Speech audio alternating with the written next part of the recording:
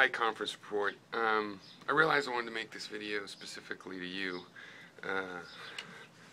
Even if you decided not to reply in any way, you know, because imagining you're the one hearing the words changes what words I choose.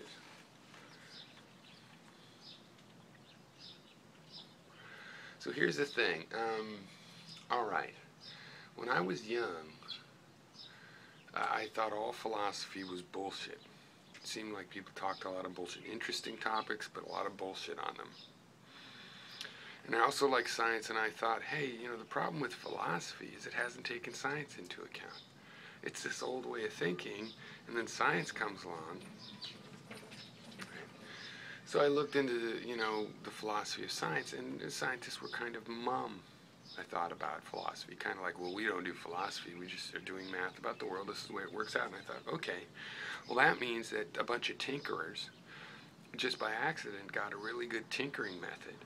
And I could study the tinkering method, and I could abstract from that a philosophy, and as a philosophy using metaphors. You know, the idea of you take metaphors from nature and you apply them in your real life, like the law of conservation of energy, or, you know, just ideas of consequence. You know, and that's what makes me a natural philosopher now. Okay, so the interesting thing is that I went to college and I started taking physics. I intended to become a writer, but I took physics classes because I love physics. And I took a philosophy course because it was a logic course, and I started taking a bunch of logic courses. And I also took a bunch of math. And as I'm studying the logic and the history of philosophy, I discover, you know, something startling. Because in this whole meanwhile, I'm studying, you know, physics. And I'm taking abstractions from physics that I'm figuring out, or that I'm picking up places, little principles, you know, Carl Sagan might say, or Robert Heinlein, you know, there ain't no such thing as a free lunch, which is just a colloquialized version of the law of conservation. And I'm building up these principles. Here's how science is done. Look, these are the principles. And I find out that those principles are from ancient times, right? And many of them come directly from this dude, Pyrrho of Elis, via Sextus. We don't have Pyrrho's writings.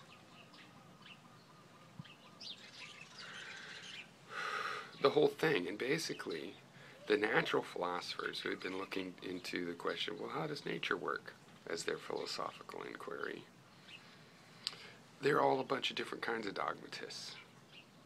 But they wanted to talk to each other. Because you got the Natural Philosopher Club, you got a bunch of people, and they're all like, everything's water, no, you fucktard, everything's air, you dumbass, everything's, you know, with their own theories, and they wanted to hang out and talk about them. So the lingua franca, did I do that right? I'm an American, sorry, became skepticism. This philosophy, virtually none of them literally believed. They were skeptics. This is the language they could talk to each other. And they say, well, you know, if you use the skeptical epistemology, you can share knowledge between different dogmatisms. And that's how skepticism came in. And to this day, a lot of physicists or, you know, hard scientists have these other views. They have their idea. It all comes down to this. Or Roger Penrose. He believes there's an ideal Platonic universe that really exists in some sense. You know, he holds on to that. But he speaks very skeptically because that has become the language of skepticism. And it kind of, because if you talk that way, of course, some of those metaphors come in and are how you really believe, but they're not necessarily how you take yourself to believe. Now, I myself, I'm okay with people of any position, because sometimes you get people with these radical positions that are usually found in dogmatists, and they kind of hold them skeptically, which means they're willing to say what perceptions they have, why that appears to be the case to them. Okay, that's the basic weak bottom line of skepticism. You know, you're supposed you only believe things that appear to be the case, so you have to make an argument that it appears to be that case. You want somebody else to believe something, then you have to argue to them it appears to be the case, you know. So I try not to argue that it will appear to be the case, but describe accurately how it seems to be the case for me, and if it's relevant, how someone else in a similar situation, like being a human, might be able to experience it or not, to confirm or deny, right?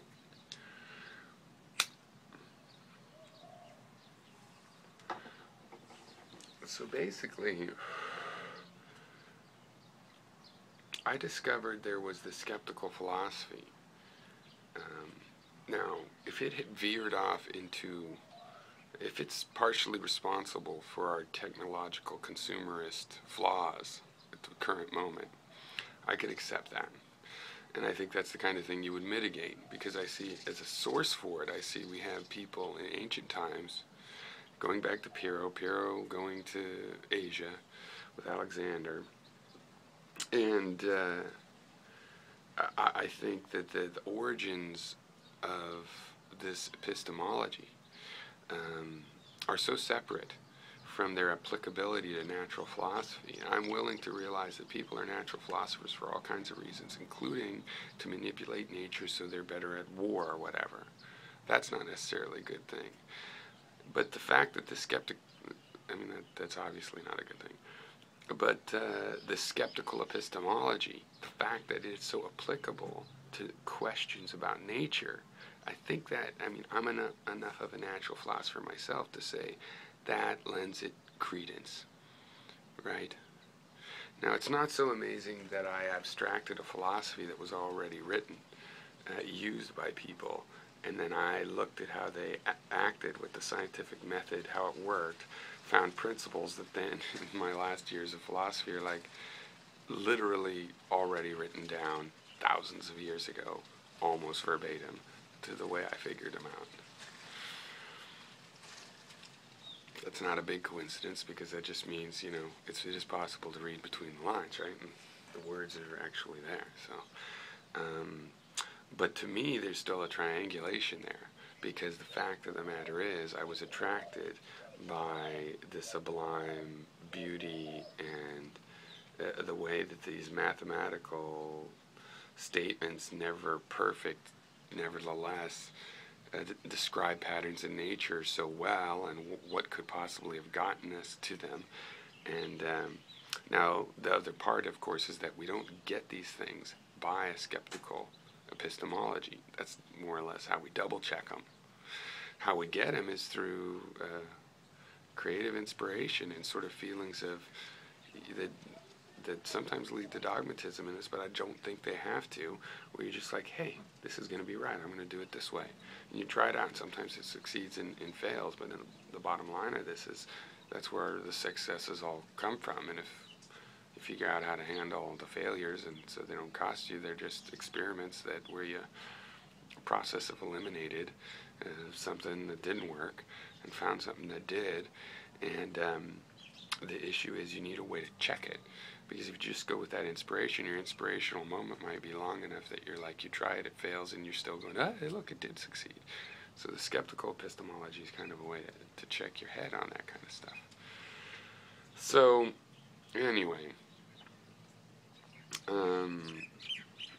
to me, this is really the big part of the question. How to be sure enough to do things that might cost billions of dollars that we need to do to improve our culture without becoming so dogmatic that we try to control and micromanage, and that we think we have to trade off our security for our freedom. By the way, everybody look up thorium energy.